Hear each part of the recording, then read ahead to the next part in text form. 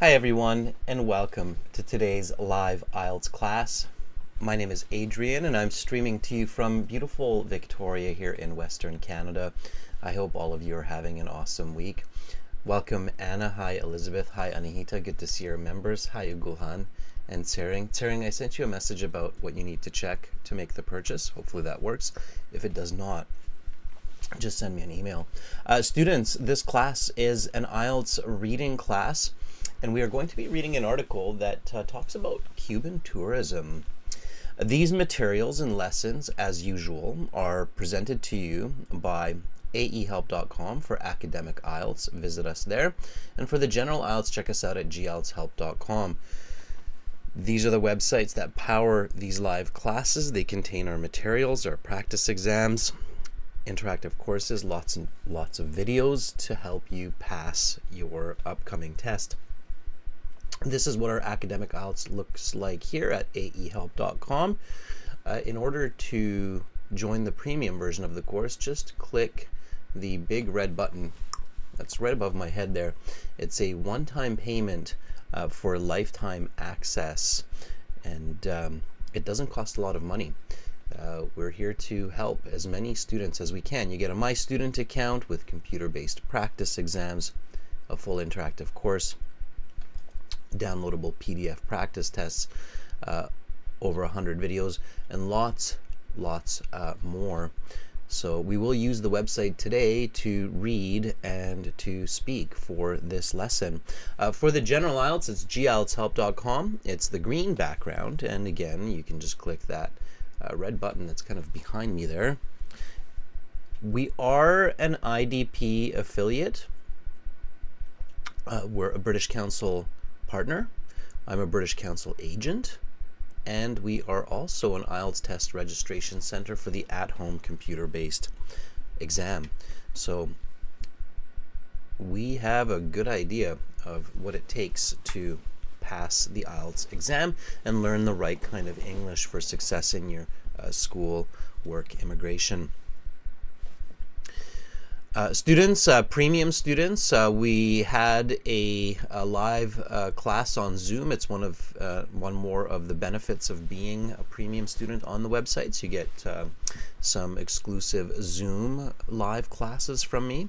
If you want to check those out, I did upload yesterday's lesson as well. You can see those lessons here that happened in the past.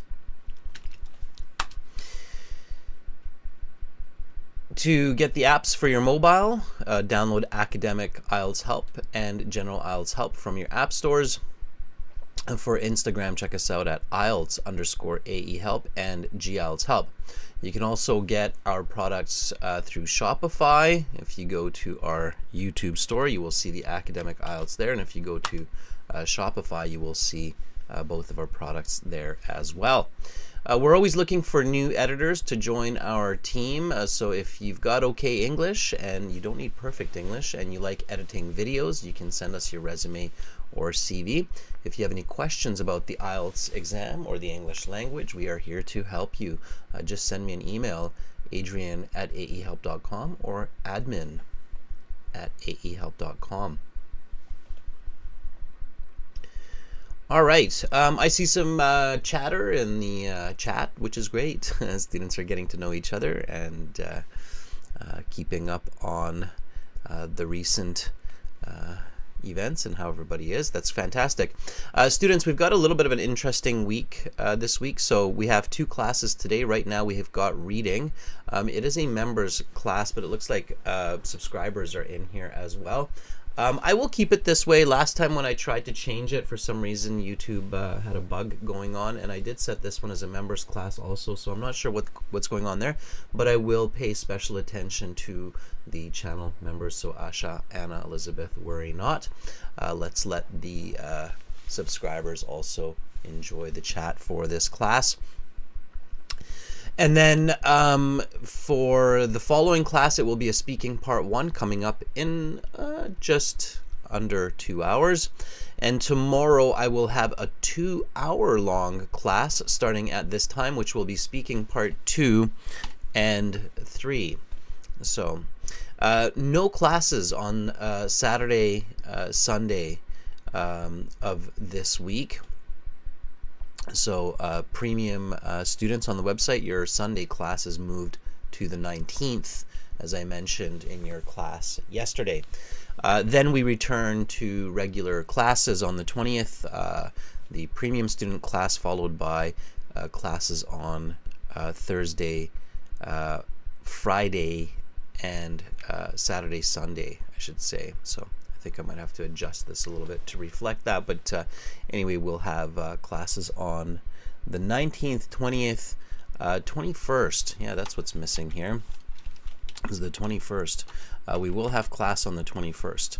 The class on the 21st, everybody, will be a speaking class that will be for everybody.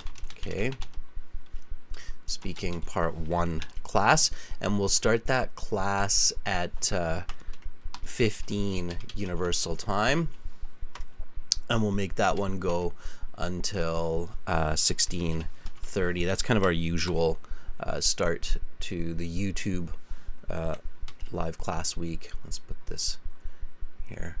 Okay. So that's what that one will be. That will be on the 21st. Let's do it this way. Let me just fix that up. Okay, there. So that's what our upcoming week will be looking like. Okay. All right, everyone.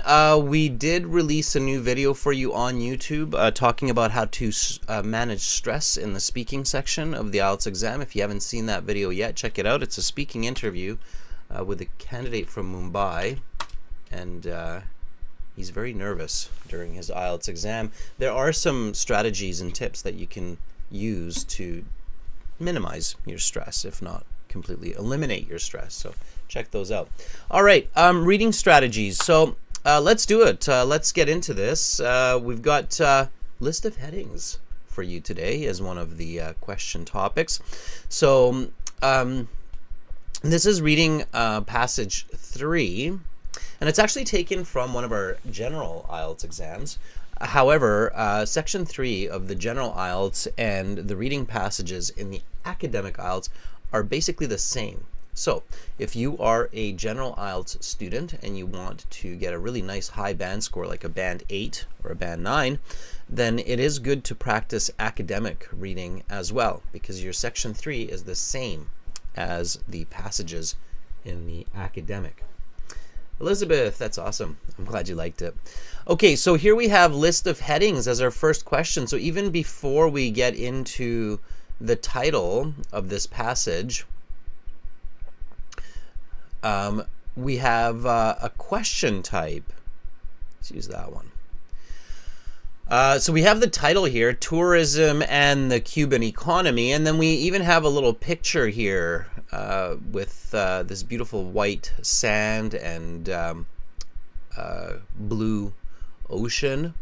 But before we even see that title, we've got these list of headings, questions. Now, the reason why IELTS puts these questions right at the start, they want you to read it, but they want you to read it early, but you should read the title first and then kind of think about it. So, tourism and the Cuban economy. And then if you have a picture, definitely take a look and think about that.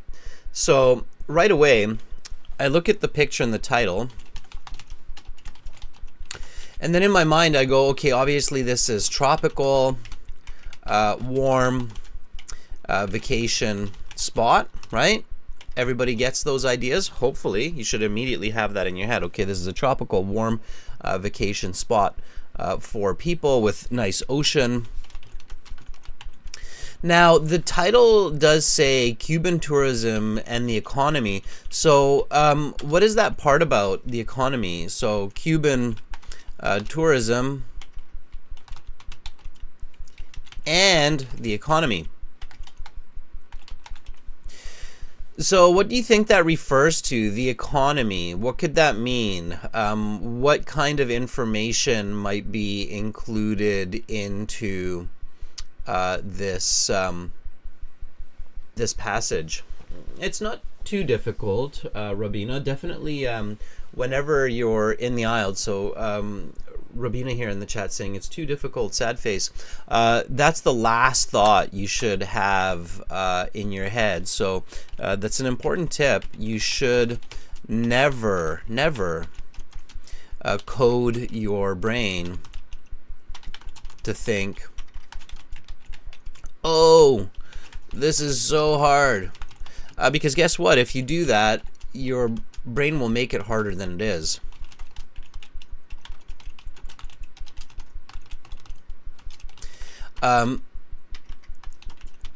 The expression in English that we use is don't set yourself up for failure.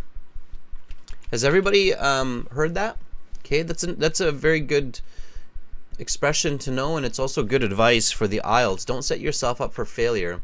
So no matter how difficult any part of the IELTS might be, you should never be thinking, wow, this is so hard or this is impossible. Okay, so don't set yourself up for failure.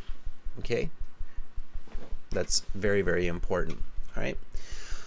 Okay, so first of all, we've got Cuban tourism and the economy. So we've got this title, right? So this is the title, Tourism and the Cuban Economy, of this passage.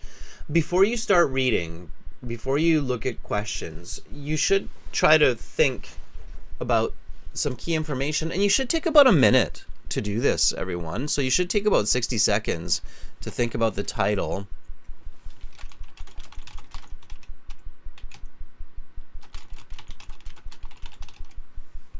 Okay.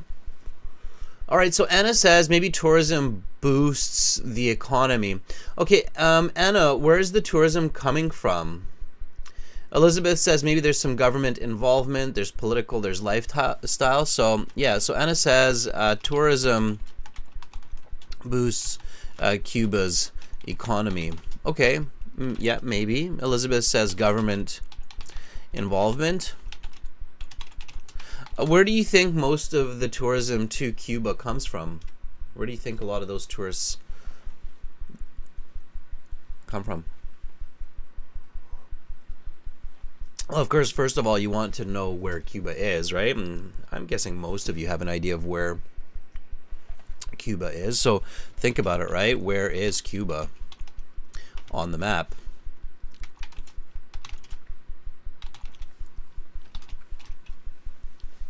Right? So where is Cuba on the map? Where do you find Cuba? That will probably reveal quite a bit of information about its tourism, who it caters to.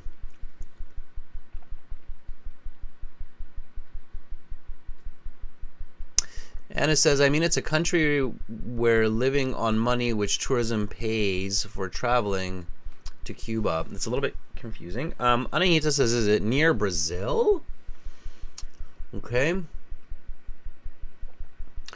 It's in the Atlantic Ocean, Elizabeth, and it's just south of Florida, United States, right?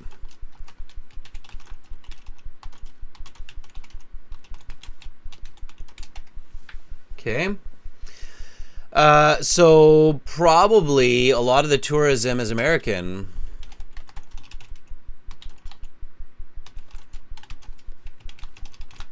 Okay.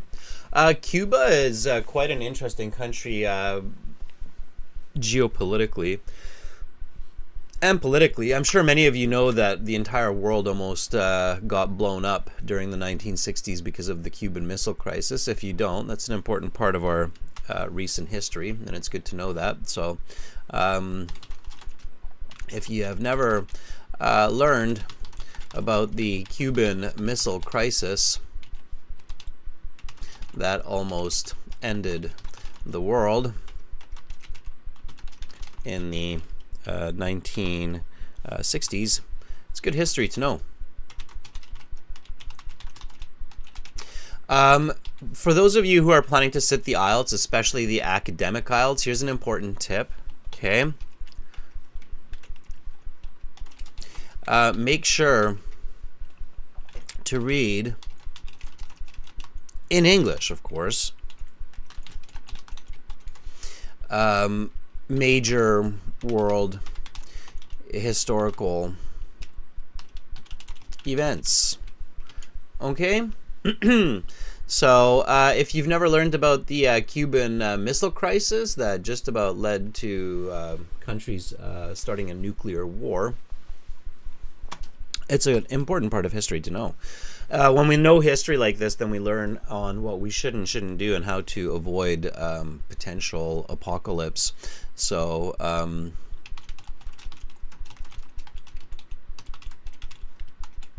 okay. In a lot of our parents, or for many of you, your grandparents' time, that was one of the most scary or scariest parts of human history. So just like COVID was recently for a lot of the world, the Cuban Missile Crisis was a very, very scary event for a lot of people's parents or grandparents. Okay, so if you haven't heard about that, you should read about it. If you read about history like that, then you know that Cuba is very close to the United States. And you also know that it has a communist system, right? Okay, so anyhow, going back to the passage, now that we looked at the title, we thought about it. So we go, okay, Cuban economy. It's tropical, it's pretty, it's a nice warm place to relax. Probably a lot of Americans go there. American money is used for tourism. We get these ideas. Now we go back to the list of headings. Okay, in the list of headings, some of them are correct, some of them are wrong, but you have to read them before the passage. These list of headings answer what the paragraph is about. So each one of these is like a subheading. Okay, list of headings means like list of headings for each paragraph. Okay, it's basically what you're dealing with, or you could call it like a title for each paragraph. Okay, so you can think about it that way, like a title for each paragraph. So what we're actually talking about is what the paragraph is about, what the main point of each paragraph is. Okay, that's what list of headings are. Make sense, everybody? You can use a thumbs up or like an okay, or if you have no idea, you can be like, I have no idea. So that's what it is. So here we want to read these. Now, this type of question you cannot skim read for. It will not work because you have to have the complete understanding. Okay, so before some of you are thinking, oh, I'll just start skim reading for answers. So skim reading is ineffective for list of headings questions because you need a complete idea of each paragraph, and IELTS does not usually use the same words that are in the choices. So you can't like look for a word. So, you know, some people will be like, ooh, I'll just look for the word incentives. That looks pretty special and unique. And I'll look for the word incentives and I'll start skim reading for incentives and it's that paragraph. No, you won't find it. It's not in there. It's paraphrased. Okay, so you have to understand the whole paragraph. Everybody get that? So what you want to do is you want to read these choices and then you want to paraphrase them. Okay, now I want to work on this reading together with you. So what I'm going to do is I'm going to use the website and get our members and some of our subscribers to read and help me go through the passage, give the answers, and I will teach you strategy in the meantime. So let me show you how to volunteer so we can work together on this. Okay, so here basically we're volunteering for reading. Okay, and again, this is the power of our websites. So aehelp.com is where we have all of our materials and these tools. That's where you need to go now. When you go to aehelp.com, you can get the paid version with the big red button, as I showed you at the start of class. It's totally worth it. It doesn't cost a lot of money, and it has all the tools and materials to help you. So help us help you. You can click on that. But you can also use it for free in some ways, like in this way. So you can do that by clicking the green Try Demo button. Okay. Once you create an account, then you log into your My Student page or your My Student Resources. And in your My Student Resources, again, you have all these tools like lesson videos. And then on the right, you have some additional tools like editing services and also this student partner speaking, which is right there. So we want to go on the student partner speaking. And then in the student partner speaking, you get a new window that comes up. In this window, you will find me. I will be in here as master. Okay, it's easy to see. Now, a lot of you who know what you're doing, like Manikanta, Anahita, Elizabeth, V, Rahul, a lot of our premium members that are hanging out in here, know that you should get a hold of me. So you do that by clicking the blue envelope that's next to my handle. And then once you click that blue envelope, like Anahita has, then you can send a message. And in this case, Anahita says hi. So I can reach out to Anahita, make sure that she is there, and then she can talk to me in this class and help us with this reading material, and I can help her and help you understand what to do. So, hi Anahita. Are you ready? Okay, and don't be shy, students. We're all working on this together. Okay, I see Anna has also volunteered. V, Rahul, go ahead, and others who are joining in, you can volunteer as well.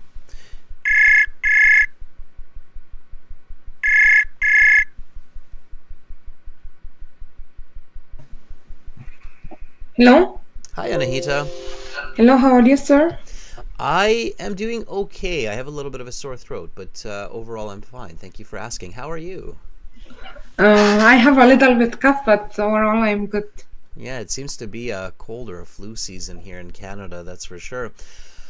It's with this sudden cold weather. All right, Anahita, let's get into this. So we're going to first work on these list of headings questions, and I'm going to get your help. Are you ready? Yes, I am. Okay, so we have Roman numerals here for the list of headings, 1 to 10. For now, we're just going to do a little bit of paraphrasing. So when you're in the real IELTS exam, you don't have to write this down. You can just do this in your head. But what you should do in the real IELTS when you get to a reading passage like this is you should read these questions and then, or these headings, and then paraphrase them in your head. At home, you should do this on paper. So can you read number 1 for me, please? Yes. Incentives to leave professional occupations. Okay, so can you paraphrase that? In whatever words come to your mind, just try to stay as close to the same information as possible. So what does that mean, incentives to leave professional occupations? Persuasion to abandon professional careers. Yeah, that's perfect. And what does that mean? Like, if you had to give me an example, what would be an example of that? For example, if a person wants to get rid of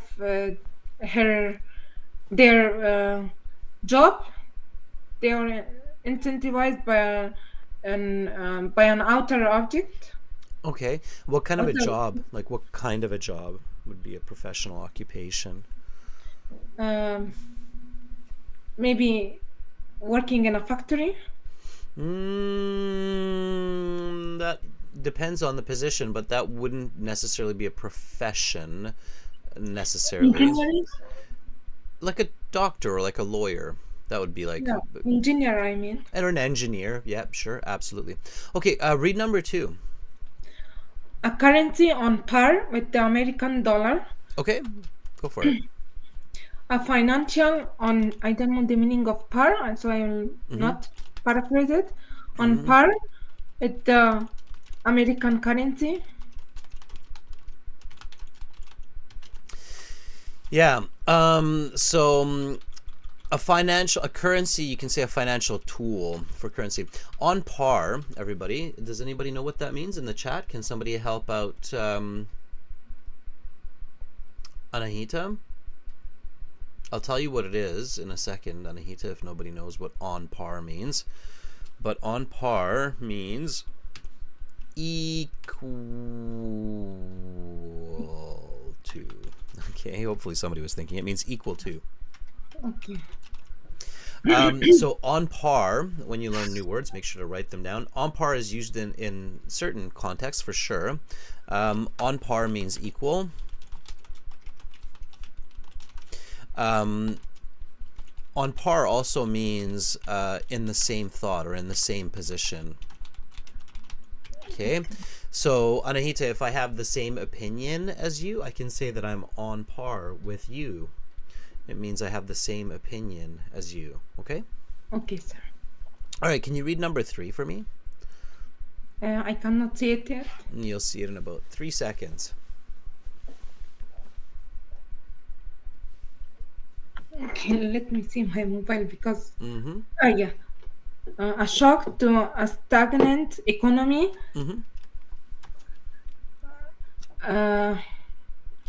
Shock means shock. Voli? No. A shock to a stagnant economy. Stagnant economy. A shock, when you think of shock, think about like electrocution, a zap, a jolt. Jolt is a very similar way to say it, but it's like saying like a kick or a punch.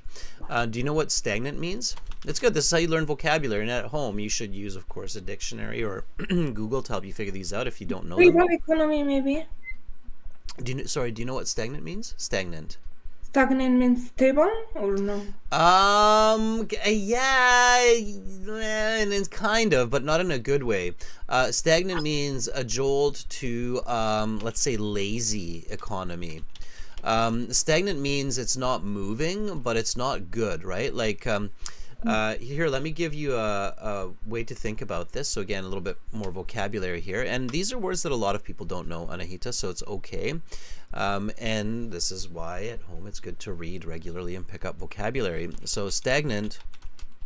Can I say a jolt to indolent economy? To an idle, you can say idle. Idle, like not moving. When a car is in one place and it's just the gas is going, but the car is not moving, so it's like we say the car is idling. Can you repeat after me? The car is idling. Yes, the car is idling.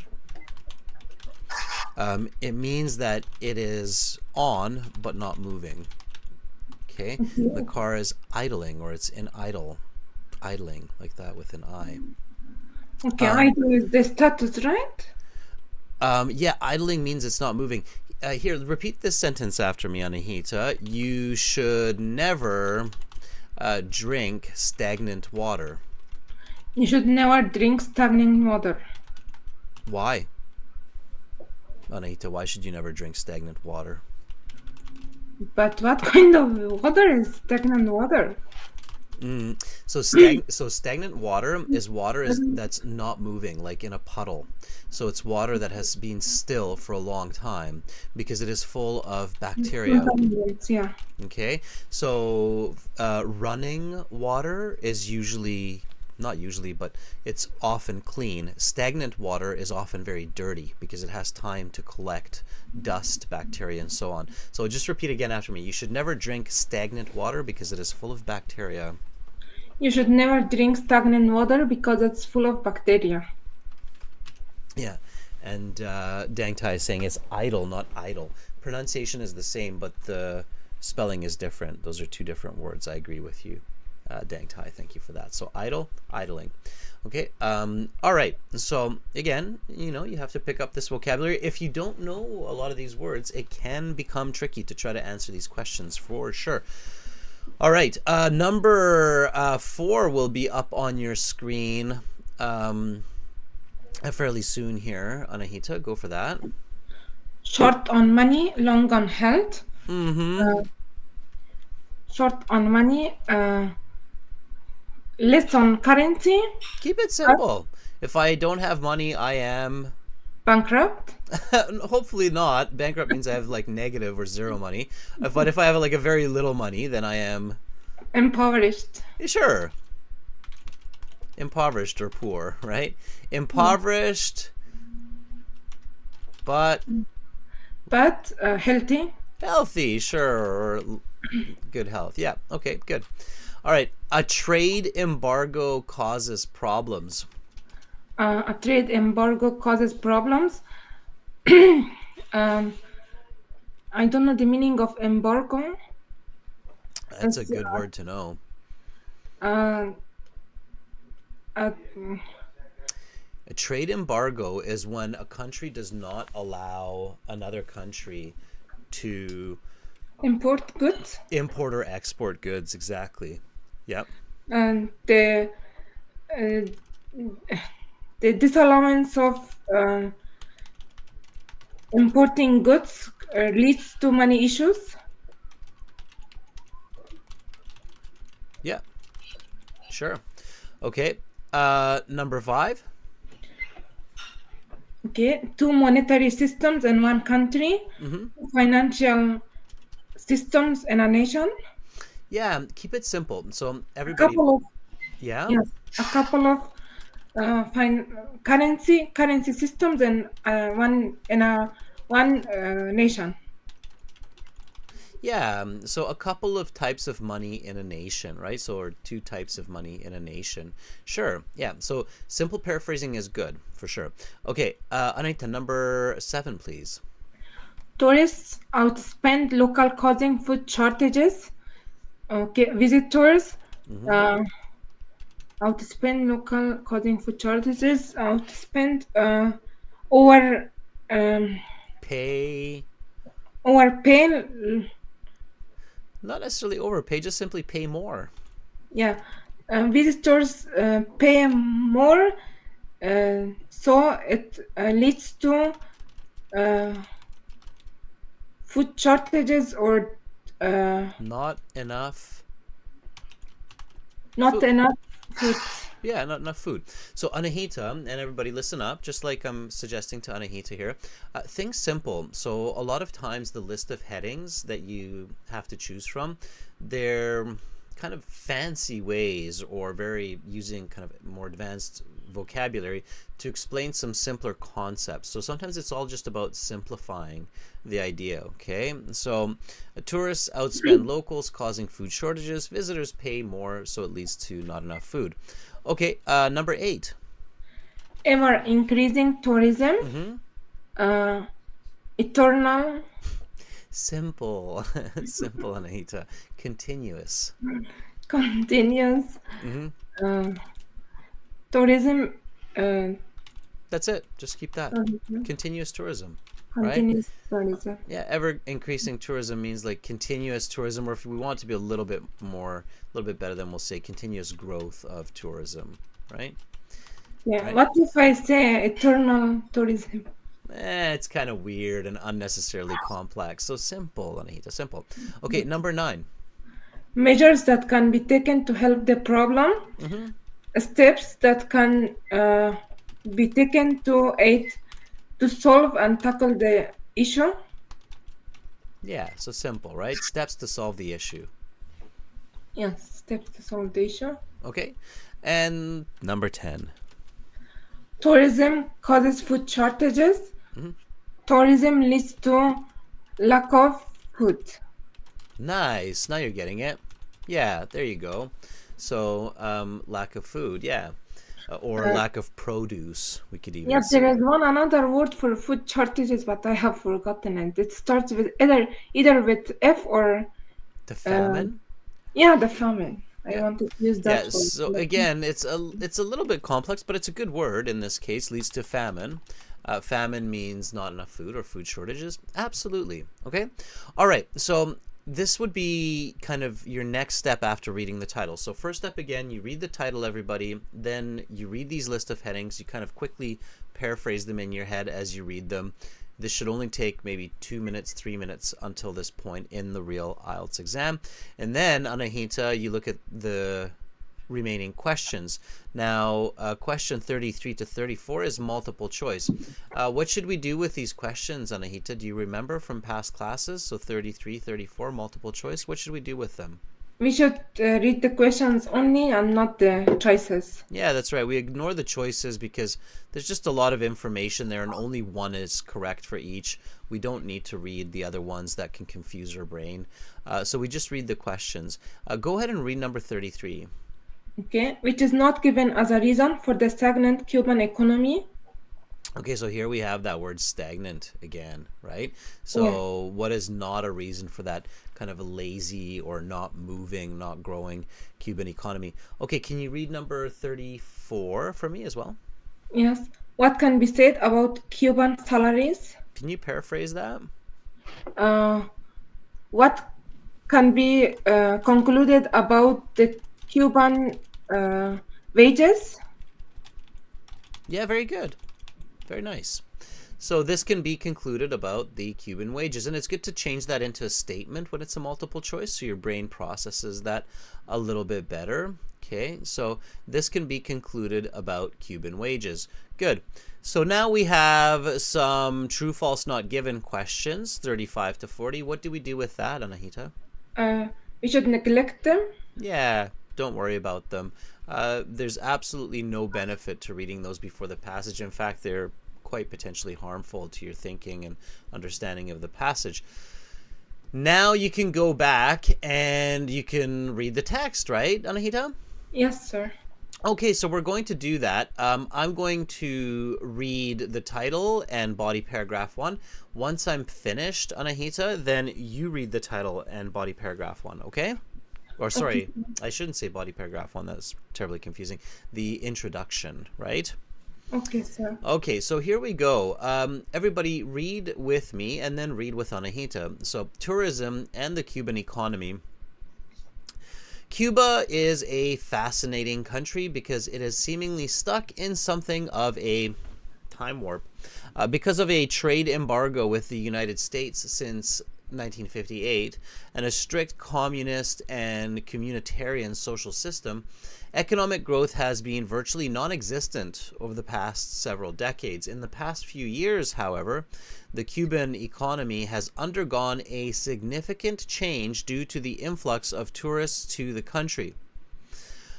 Unfortunately, the impact of the burgeoning tourism industry is not uniformly positive, and its negative aspects have unexpected effects on the people far away from the tourist resorts. Okay, go ahead, Anahita. Title in the same paragraph. Okay, I cannot see the title. Cuban. Can I see the title? It's coming. Just give it a second. Tourism and the Cuban economy. Cuba is a fascinating country because it is seemingly struck. Can you scroll down a little bit, sir? Because Cuba is a fascinating country because it is seemingly stuck in something of a time warp because of a trade embargo with the United States since 1958 and a strict communist and communitarian social system. Economic growth has been virtually non-existent over the past several decades. In the past few years, however, the Cuban economy has undergone a significant change due to the influx of tourists to the country. Unfortunately, the impact of the burgeoning tourism industry is not uniformly positive, and its negative aspects have unexpected effects on the people far away from the tourist resort. Yep, that's right. Resorts. Yep, it's Resort. behind my big fat head. Okay, good. So you've read this paragraph. Now, what you need to do, and this is what you've been practicing on Anahita, is ask yourself, what is this paragraph about? Okay, so we want to solve the list of heading questions. So we want to figure out what is the best title for this. Now, when you answer this question, keep your answer simple and inclusive. So it means it should include the key information, but it should be a simple answer. So what is this introductory paragraph about, Anahita, in a simple way? And you don't have to understand every word in this introduction, just kind of the main idea. So what is the main idea? What is this paragraph about? And viewers, you can help here. So it's not just Anahita doing this.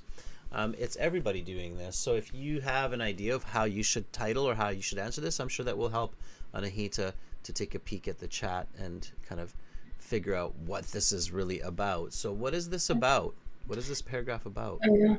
It is about the a change of economy from the negative aspect to the positive side, and I don't know about the negative and positive sides, but it's definitely about the changing Cuban economy, right?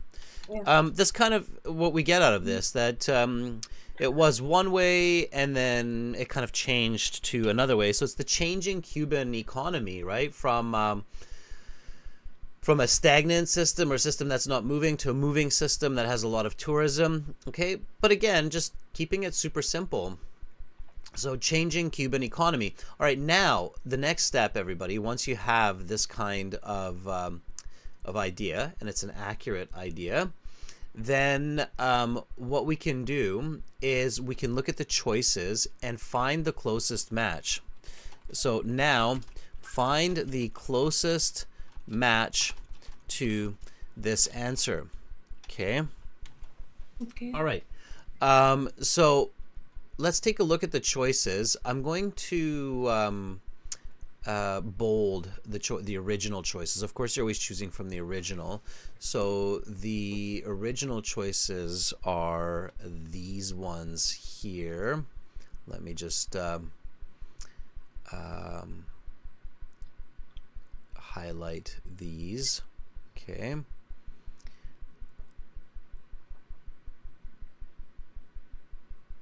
Can I read them? Yeah, you can, Anahita. Absolutely. Okay. Incentives to leave professional occupations. It's not. A shock to a stagnant economy. It might be, but not. I think. A trade embargo causes problems. No, it is not. Two monetary systems in one country. It is not.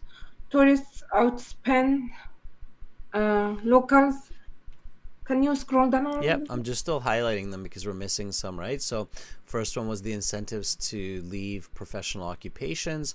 Then it was a currency on par with the American dollar. Then it was a shock to a stagnant economy. Then it's short on money, long on health, right? Then a trade embargo causes problems. Two monetary systems in one country. Tourists outspend locals, causing food shortages. Ever increasing tourism. Measures that can be taken to help the problem. Tourism causes food shortages. So those are the choices. Which one do you think is the best one? It is one of the upper ones. Can you scroll up a little bit so I can see?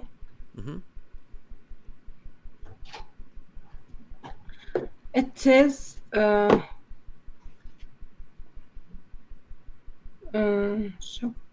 shock to a stagnant economy. Very nice, Anahita. So it's Roman numeral number 2. 3. It's 3. It's just you have to go down one, Oh, right? yeah. You see how it's 1, 2, 3. Let me try to highlight these a little bit more so they don't get confused for the next few students. But yeah, it's number 3. You got the right answer. So always double check to make sure that you're putting the right number into the choices there. Let me just make these a little bit clear of which one is where or what number. All right, here we go. So let's go with that color there. That one. Okay. So you said that it's this one here, number 3, for that one, Yes. right? Yes. Yeah, absolutely. Why? And you're correct. So that one is number 3. I. Yeah. Why is it that one? Because it's the closest match to what I said, changing economy. And it is shocking because it's changed from a very low side to the positive side, from a negative side to the positive side, and it's very shocking. The shock itself is the tourism. So the tourism is giving the shock to a stagnant economy, which is not moving. And you are right. A shock to a stagnant means changing. So changing, and the topic is obviously Cuba, so it's changing economy. Okay. So I see some people gave the answer as number 4. Sir, but I have a question. It says that it changed from stagnant economy to a positive economy. It doesn't say positive. So it says tourism industry is not uniformly positive, and its negative aspects have unexpected effects. So it's actually saying that it's changing, but the changes aren't just positive. There's negative ones there. So it doesn't say positive anywhere. It actually says it's not all positive. Okay, so read very carefully. The not uniformly positive means that it's not completely positive. Okay, I think a lot of people here thought that the answer was a trade embargo causes problems. That one's incorrect. Why is that one incorrect, Anahita? Sorry, what the other people thought? Yeah, so in the chat you can see like Anna, Bobojan, Creator, and a couple people who wrote it. They thought it was a trade embargo causes problems. Because we Why is haven't that? discussed the problems yet, and the trade embargo means the disallowance of importing, exporting. So we haven't talked about this a lot. It talks about it a little bit, Yeah, right? I think So it in the second sentence it says because of a trade embargo with the United States since 1958. So it says that, right? But yeah. still it's the wrong answer. Why? Because that's not about the what question, it's about the why question or how question. For an Exactly. example. Did everybody hear that? So Anahita says that that's not correct because that's just a detail. It's part of the explanation, it's part of an example, but it's not what the paragraph is about. For the list of headings, you're looking for what the paragraph is about, the topic, not the explanations and not the examples in this case. So again, students, this is just a big warning here. If you're doing this test in the wrong way with using bad strategies like skimming and scanning for keywords like trade embargo, you're going to get these questions wrong. Okay, here this introduction talks about changing Cuban economy, and the closest match to changing Cuban economy is a shock to a stagnant economy, which is tourism, shocking the old economic system that was built by communism. Right, Anahita? Yes, sir. Okay, so that was correct. Thank you, Anahita. Thanks. I appreciate it. Yeah. Have a great day, Thanks, sir. Anahita. You too, sir. Bye. Bye. That was very good. I'm going to give Anahita a thumbs up. There's my thumb right there. That's my actual thumb, Anahita, in the chat. And I'm going to give you one like this, too. That was really good. Okay, so students, it's the what question. Okay, it's the what question that you're answering. All right, let's keep going. So these questions in the real exam, this is exactly how you do it. You go paragraph by paragraph, you read and you answer. Okay? All right, let's take another volunteer from our website. So again, everybody, the website is where you need to volunteer. I'm just going to refresh this page to see who is still here with us. So again, everyone, this is at aehelp.com. Okay. That's where you need to go create an account, buy the premium or the free version, log in to your My Student account, and then send me a notice. Say I would like to volunteer. I see that Anna has just done that. Are you ready, Anna? And then we can go along and answer these questions. Okay, now again, list of headings, you need to answer each paragraph as you read it. Okay. Oh, Adrian, hello. Hi, Anna. Hello. I understand why my answer is not correct because matching headings is based on topic sentence, yes? Not. Yeah. It's not necessarily the topic sentence. So with the introductory paragraphs don't have topic sentences. The closest to a topic sentence in the introductory paragraph is the thesis, which is actually in the end of the paragraph usually, right? So this is an introductory paragraph. It's not a body paragraph, and that's important for task 2 writing to understand that. Okay, Anna, let's do a couple paragraphs here. So go ahead and read B for me, please. Yes, just a minute. If you a little bit like change. Yeah, it's going to move. Just okay. Just 1 second. Actually, you know what? Let's do it this way. Anna, I'm going to read it, so I'll read it, and then My YouTube was stuck. Just a minute. I will no, that's fine. I want you to listen to me read it, and everybody read Okay. it with me first anyways, just so you kind of get the flow and the pronunciation, and then you can read it after I finish, okay?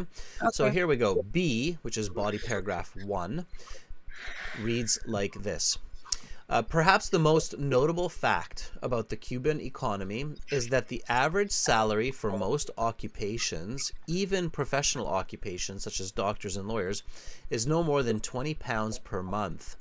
However, because of relatively strict price controls in products, as well as strong social apparatus, education, healthcare, etc., and a history of monthly food rations from the state, the Cuban people perform quite well on international human wellness surveys and studies.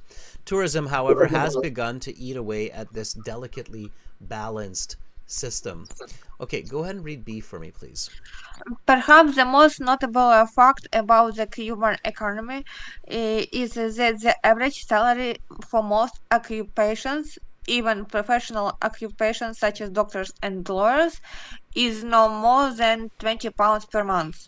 However, because of relatively strict price controls on products, as well as a strong social apparatus, education, health care, etc., and the history of monthly food rations from the state, the Cuban people perform quite well on international human wellness surveys and studies.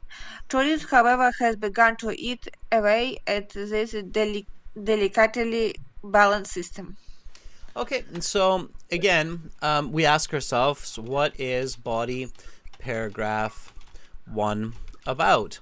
Okay, so in a simple answer, how would you say this? How would you summarize this paragraph? What is it Like about? this paragraph is about these salaries of people is extremely low, and even for well-educated people, Okay, such so as keep it doctors. simple. Anna, simplify. Okay, Salaries are extremely low, low, yes, and yeah. or but. Um, but they can still perform well on international arena for services and studies. Simplify, Anna, simplify. But they meaning Cubans, right? But Cubans are Competitive on the international world. keep it simpler. Cubans are well, right? Well, yeah. We can just say that. It says, they're healthy, Mhm. they're educated, they have food, so they're well, right? Mhm. Simple answers will get you the correct answers for list of headings. Jagdish Singh made the same mistake that many students make. They try to think about the choices too quickly. And when students, you think about the choices too quickly and not use your own thinking, you will perform poorly on the IELTS exam. IELTS is not a matching game, okay? IELTS is a thinking exam in English, all right? Because it's used for university, for work and immigration, and they want people not to just speak English and match, but they want people to think in English, right? So here the correct answer, Anna, salaries are extremely low, but Cubans are well, right? That's a good kind Yeah. of summary of this body paragraph 1. Okay, so which one of these matches the closest? Now we're finding the closest match, right? Yeah, can I see the list of Mm-hmm. headings, Yeah. please? Yeah. Mm. Uh, um, just um, I think that um, mm,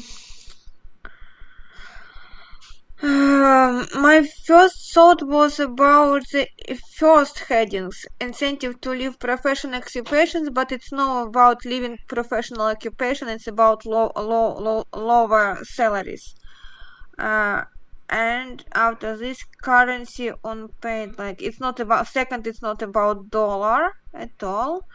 Uh, um, we had like after this we had short on money and longer health. Know about health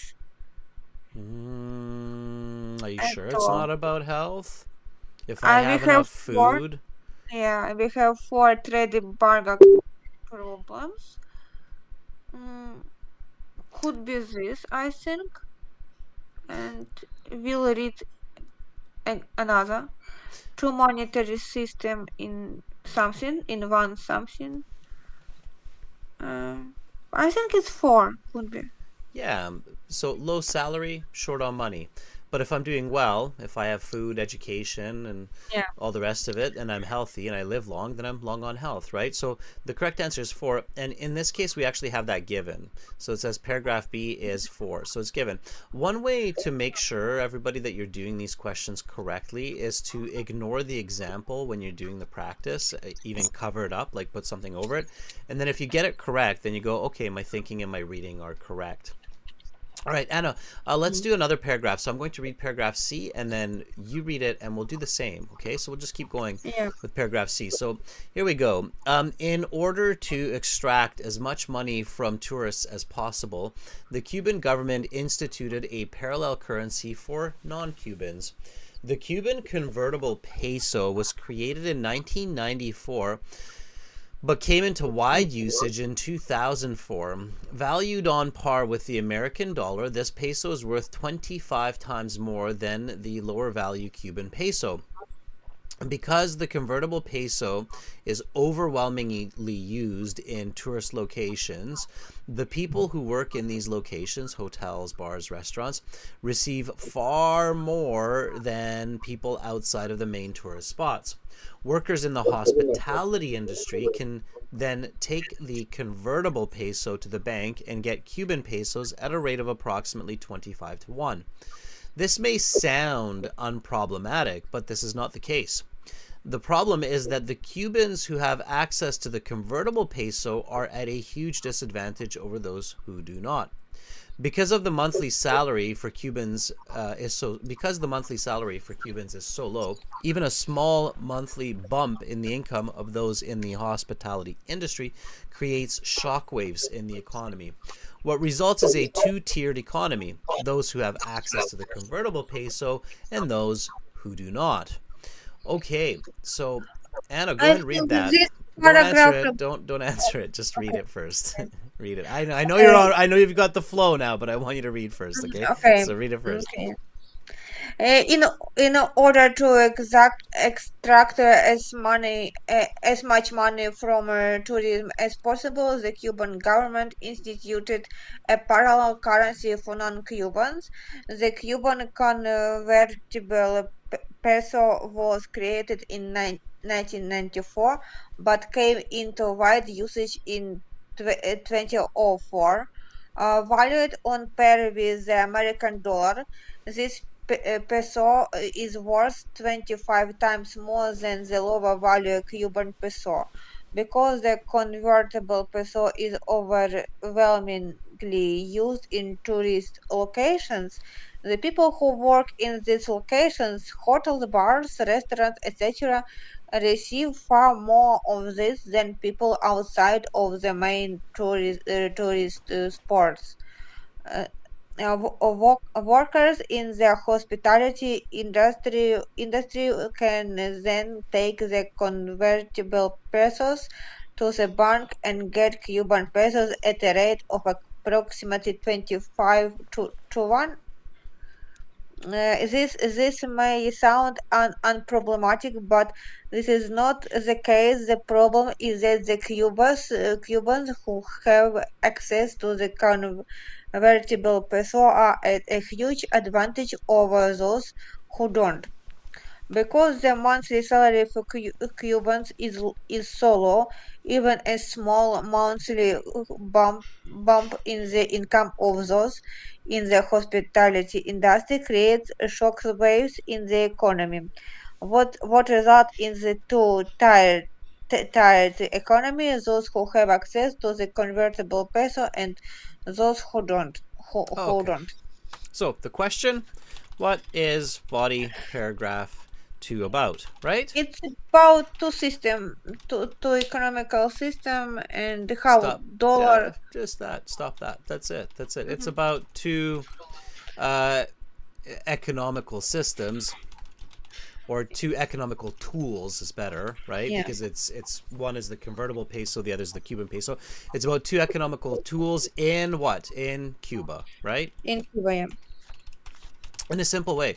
And see, this is where a lot of people, like I can't remember who it was at the beginning, says, oh, this is so difficult. But if you kind of look at it simpler, you don't need to understand all of the vocabulary in the paragraph. You just have to understand that it's basically talking about two kinds of currencies or monetary systems in Cuba, right? The convertible and the non-convertible peso. And then you can look at the choices and you'll come up probably with the right one. So which one is it out of these? Which one's Can I look at? yeah, so which one do you think is the closest match?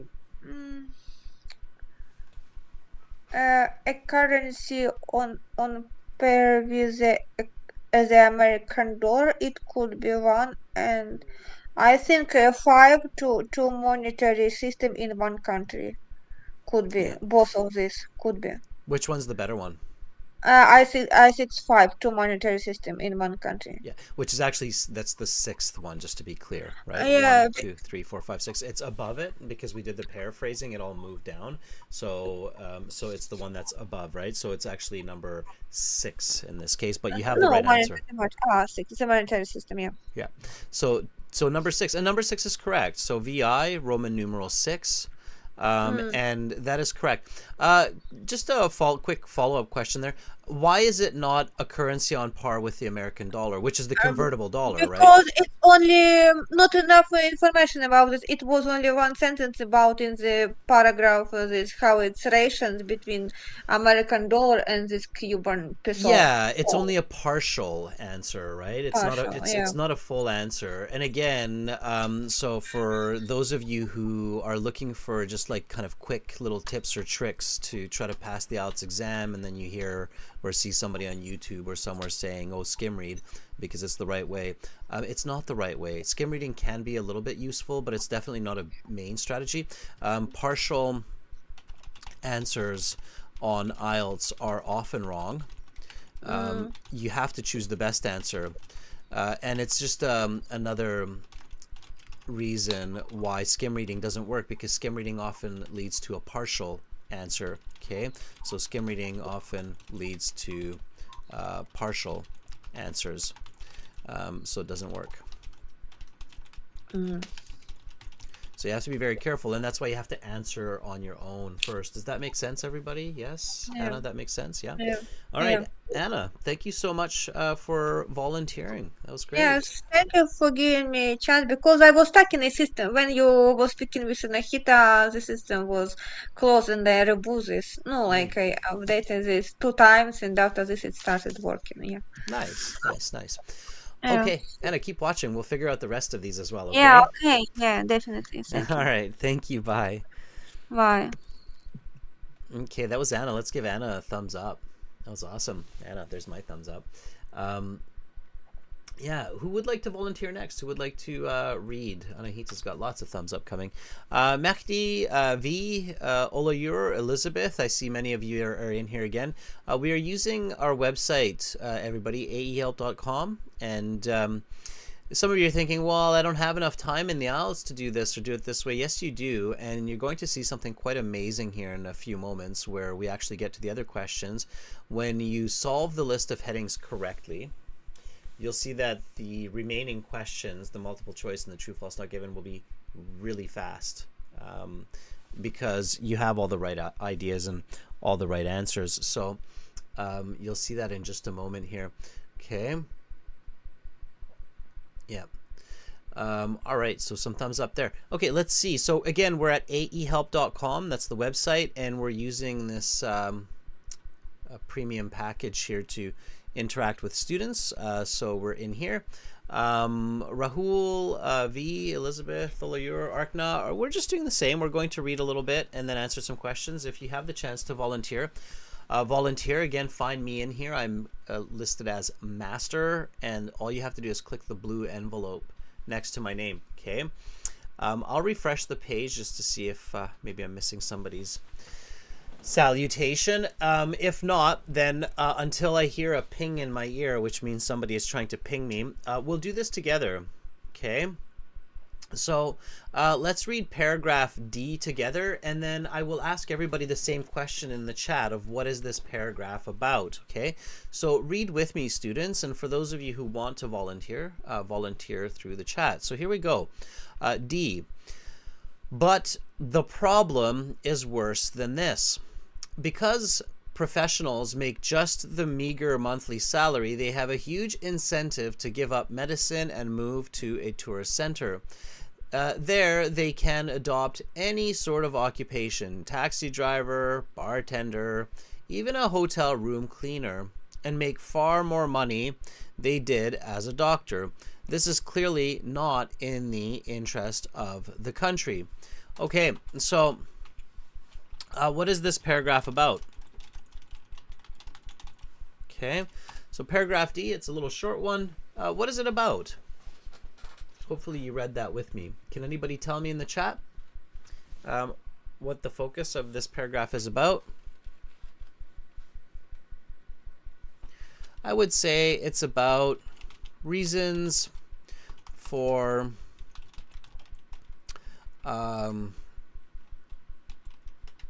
professionals to leave their jobs.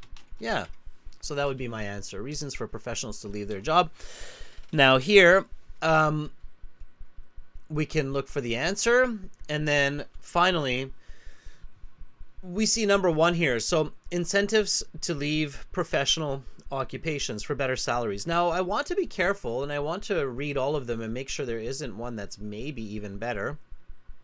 A currency on par with the American dollar, a shock to a stagnant economy, short on money, long on health, a trade embargo causes problems, two monetary systems in one country, tourists outspend locals causing food shortages. No.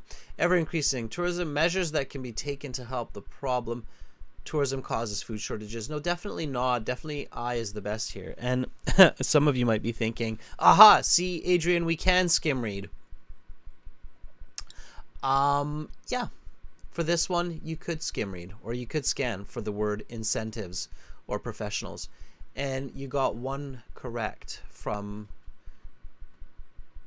5 points. Okay, that's not going to be enough to get a high band score. So you need to get more than one correct. Okay, skim reading, scanning might work for 25% of the questions, which is not enough, and it wastes way too much time. Okay. All right. Again, students, don't forget, I'm still waiting for volunteers here. Oh, V has volunteered. Okay. I didn't hear your ping, V, but I'm glad that you're here. Are you ready? Okay. At least you didn't have to do that really easy peasy one. You get to work on some more challenging and interesting body paragraphs. So, V, if you're there, let me know, and then we'll get into it. All right, V.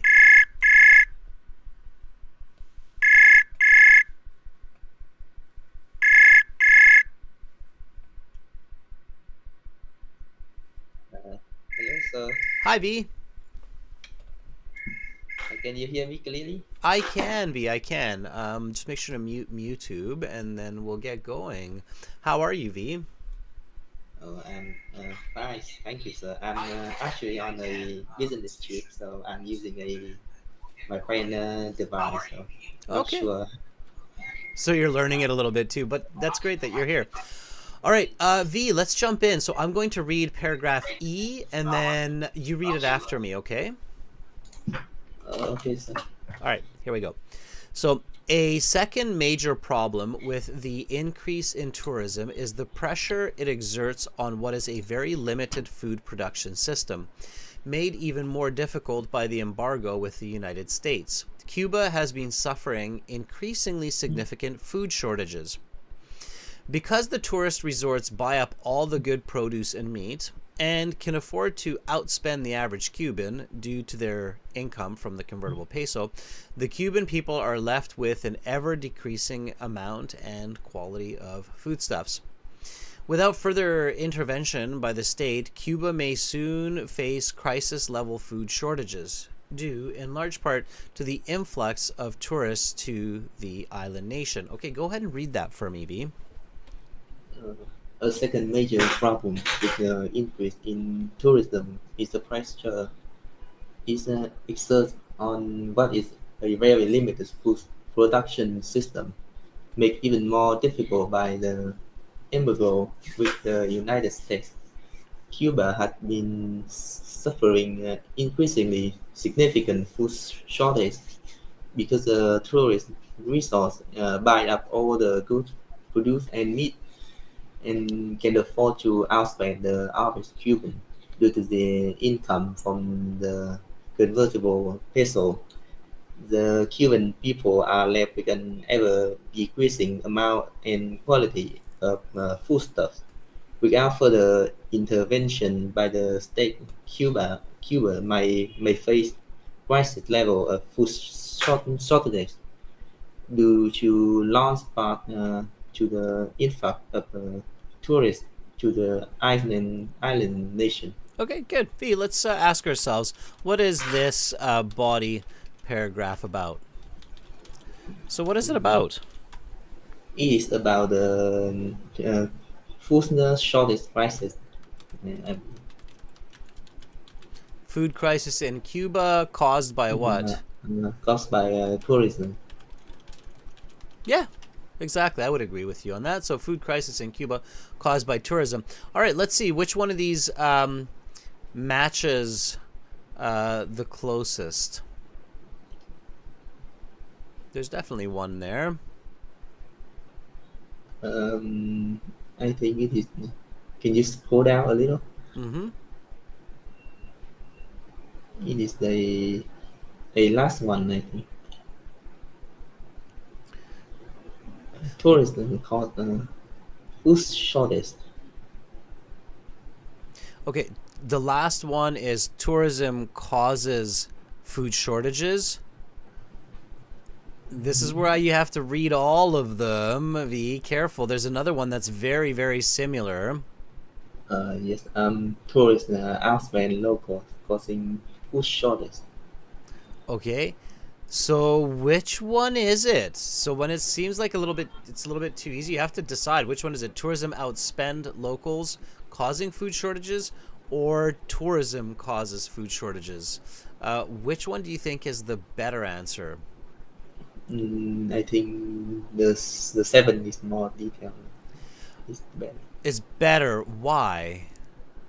Why is tourists outspend locals causing food shortages? Why is that better than 10? It is more specific and the passage has this information. It has that information, and also it's more logical, right? So for these more difficult questions, and this is why you have to always read all of them, students. So this is the important tip. You have to read all of them, because if your eye is stuck just on one, you might miss the better answer. It's more logical, right? So tourism itself doesn't cause the food crisis. So just because I'm a tourist, it's not causing a food crisis. What's causing the food crisis is that I'm buying up all the good quality food when I'm there. That's the issue, right? So logically, number 7 is more logical than number 10. So it's a tricky one. So always look at all of the choices. Okay, let's do the conclusion. I'm going to read the conclusion and then follow after me, and we'll do the same. Here we go. It is difficult to say what can be done to help solve the pressures that tourism places on the Cuban economy. One step that may be taken soon is to reunify the two currencies, either by collapsing the convertible peso back into the regular peso or by creating a new single currency. The status quo is clearly unsustainable, and tourism is always increasing. So it is clear that something must be done before a crisis engulfs the Cuban people. Okay, go ahead and read that for me, please. It is difficult to say what can be done to help solve the pressure that tourism placed on the Cuban economy. One step that may be taken soon is to reunify the two currencies, either by collapsing the convertible peso back into regular peso, or by creating a new single currency. The status quo is clearly unsustainable, and tourism is always increasing. So it is clear that something must be done before a crisis engulfs the Cuban people. Okay. So again, the question here is, what is the conclusion about? And then we answer that. So what is this conclusion about? This is like the solution for the crisis. The solution for the Cuban economy. Yeah, the solution to the Cuban economy or the crisis caused by tourism. Sure. So the key here is definitely the solution to the economy. Very good, V. Which one of the answers is the closest match? I believe is the measures that can be taken. Can you go down a little? Measures that can be taken to help the problem. Absolutely. Yeah. So it's number 9. And you're 100% correct, because measures that can be taken to help the problem, that's going to be the solutions, right? Okay, now, here's the trick, everybody. So when you do the list of headings correctly, then you will understand the passage, you will be confident in your answers, you know what's going on, you know what each one is really discussing. And that will help you to answer the rest of the questions super duper fast. So even if I only have like 3 minutes left in this passage in the real exam, so if I took 17, 18 minutes to get to this point and I only have a couple minutes left, I'm okay. Because even though I have half the questions remaining, I'm going to be really fast figuring those out. I know where they are, I know what they are, because I have a good idea of the list of headings. Right, V? Does that make sense? Yes. It's like if you watch a movie and you know all of the key points in the movie, when you're trying to find the information by fast forward or rewinding the movie, you basically know exactly where you're going very quickly because you know where those key moments are, right? Do you get what I'm saying? Yes. Yeah. But I'm afraid I can read that fast in a real text. Yeah. So you don't need to read super fast. It's okay to read slow as long as you understand what you're reading. Let me show you what I mean. So V, you'll see number 33 come up here, and then we'll be able to answer this really quickly. So read number 33. Which is not given as a reason for the stagnant Cuban economy. Okay, so before we read the choices, right? So a lot of people here are like, okay, I'm going to look at the choices really quickly because that will help. And then it's like, no, slow down. You want to answer these. So stagnant Cuban economy, which paragraph talks about that first? The first paragraph. Yeah, the introduction. You're right. Yeah, and V, do you remember what reason? So here we're looking at it the opposite way. So the introduction tells us, right? So if I'm doing the exam here, I don't look at the choices here. So I completely ignore this because that's just going to confuse me. I need to use my own brain first. So I go, okay, the introduction states or says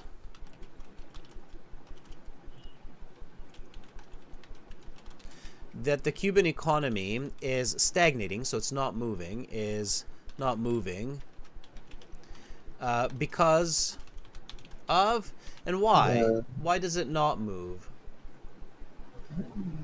Because of the United States trade embargo. U.S. embargo? Yep, that's one. What other reason does it give? Communism. Yeah, so in communism, the idea is that money is shared, objects are shared, so it's not an economically moving kind of system, right? Communism isn't based on that. So communism. Any other reason? The communitarian social system. Yeah, so some kind of communitarian system. Okay, sure. All right. So now if we look at the choices, go ahead and read the choices. Trade embargo, communism, a communitarian social system, and tourism. Okay, which one did you not say? The tourism. So which is the correct D. answer? The D is a correct answer. That's right. Yeah, D is the correct answer because you didn't say that, right? It's tourism causes the economy to change, to move. Maybe not positive, maybe not good, but it's definitely making it change. The other three make it kind of stay the same, right? And I can only get that clearly and confidently if I'm answering the question myself. Okay, try number 34. And you knew that because you knew what the introduction was about. Okay, go ahead and read number 34. What can be said about Cuban salaries? This can be concluded about Cuban wages. Okay, so give me the answer on your own. What can be said about Cuban salaries? They are lower than one in the tourist business. Yeah, and simply put, they're low, right? So you can just say they're low, right? $20 a month or 20 pounds per month to a doctor is very low. So they are low, especially compared to the tourism, right? Okay, so you have that answer. So now choose the one that matches. Read them all and choose the one that matches. Doctors make more than those in tourism sector. They allow for Cubans to be tourists. They are very low. They are insufficient for proper health care. The answer is C. Yeah, they're very low, right? 20 pounds for a doctor for a month. It's a very low salary. So they are low. A lot of people would not pick this because they think, oh, it's too simple. It must be one of these more difficult answers. There's no such trick or reality to the IELTS exam. It's got to be the correct answer. So simply put, they are very low, right? Okay, so V, you see what I mean? Like if you have the right thinking and the right understanding from the passage, then you can answer questions accurately and quickly. The biggest problem with a lot of people in the IELTS, V, is they think that they can't read fast enough. So this is, I'll tell everybody what the flawed logic is in IELTS for reading, okay? So flawed logic in IELTS. So this is the student's brain. And V, maybe you'll say like, yeah, this is what I'm thinking, right? So the candidate, first they go, okay, my reading is too slow. So then they go, so I'll look at the questions.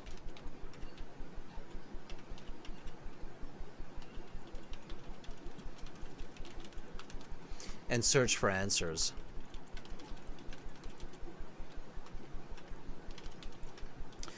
And then 3, they go, I'm really frustrated. This is terrible.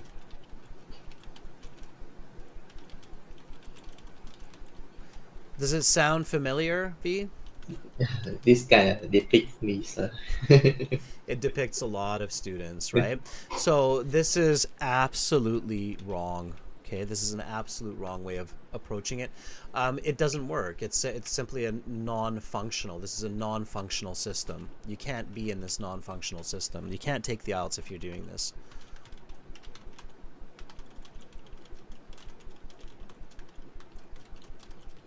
You should not sit the exam if you're doing that. Okay, the correct way is I read the passage. Even if it takes you 15 minutes to understand it, okay, you read it. Ideally, it's less. Ideally, you're not taking 15 minutes. Ideally, you're only taking maximum about 10, 12. But let's say it takes you 15 minutes. So I read the passage. I look at the answers. And number 3 is I confidently answer as many as possible. Then go to the next passage.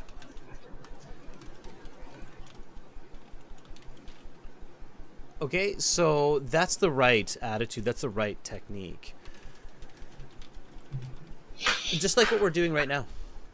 Okay, and I guarantee you, V, that if you practice it this way, that where I'm showing you right now, and you're answering this way, I promise you, you'll feel a lot better. You'll feel a lot more confident. And you'll start getting a lot more answers correct too. Okay? Yes. All right. V, thank you so much for volunteering. That's great. Thank you, sir. All right, have a great day, V. We'll talk soon.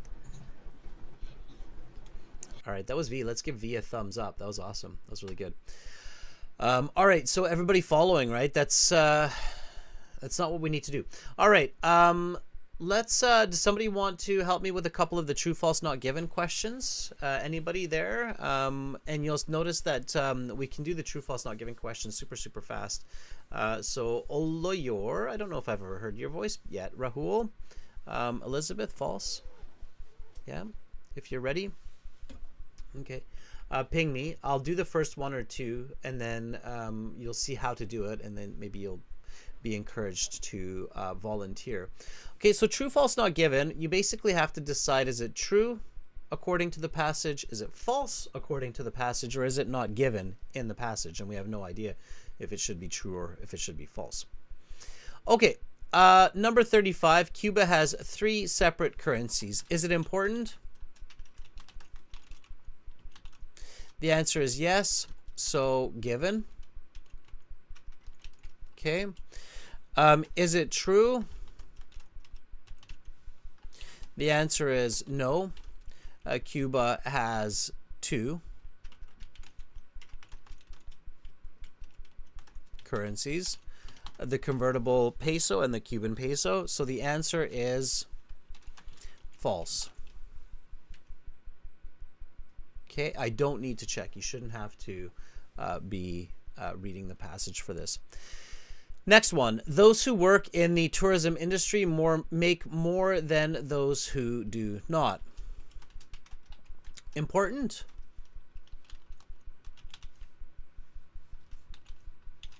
Yes. This is given.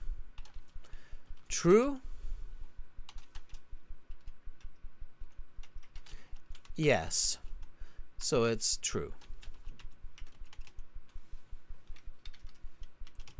Okay. All right, let me see if anybody's worked up the courage to volunteer for these last few answers on the website, and then we can go from there. I don't see anybody, but if you do work up the courage, then we can do it. Number 37, access to tourist economy encourages doctors to become entertainers. Okay. So access to tourist economy encourages doctors to be entertainers. Important? Maybe. Given? No. Not given. And you're probably going, how did he do that? What did he just do there? How did he get that not given so quickly? Okay. So here I use the strategy of visualization.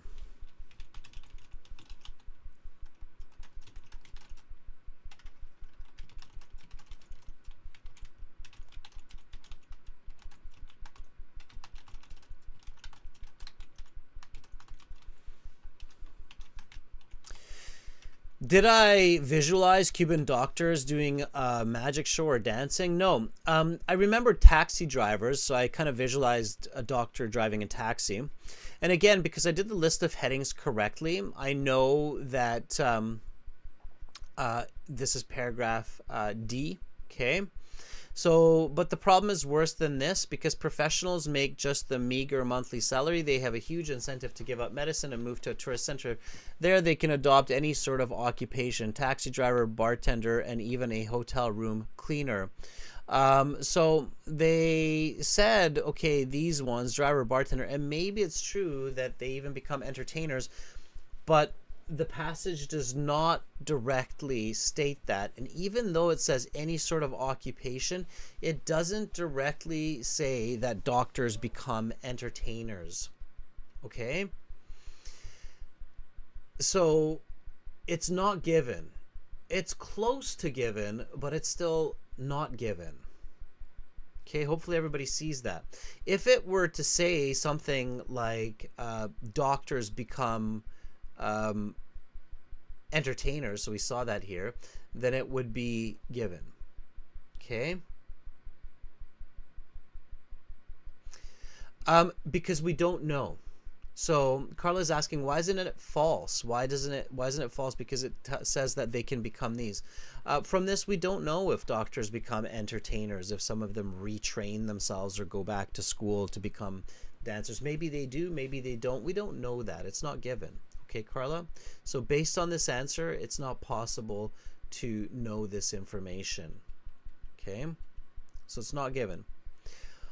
All right, I'll leave the last three for you. So 38, 39, 40. Food shortages are caused by the embargo. A healthcare crisis may soon face the island nation. Returning to a single currency may help stabilize the economy. I'll leave these three for you to figure out if they're true, false, or not given. And then you can send me your answer to my email, which is this, and I'll tell you what the answers are. Okay, so if you miss them right now, just watch the end of this video again on YouTube to figure it out. And you can send it to adrian@aehelp.com or admin@aehelp.com. Students, in 30 minutes, I'm coming back with a speaking class, and we're going to use the same system at aehelp.com and at gieltshelp.com to interact with you and the students, but this time to speak. And I will evaluate your speaking. I will give you your speaking score and tell you how you can improve. So be sure to check out the websites, aehelp.com for academic IELTS, gieltshelp.com for general IELTS. Use the premium package. Sign up for the full version of the course. It's absolutely worth it. You'll get access to those premium live classes that I do every week as well.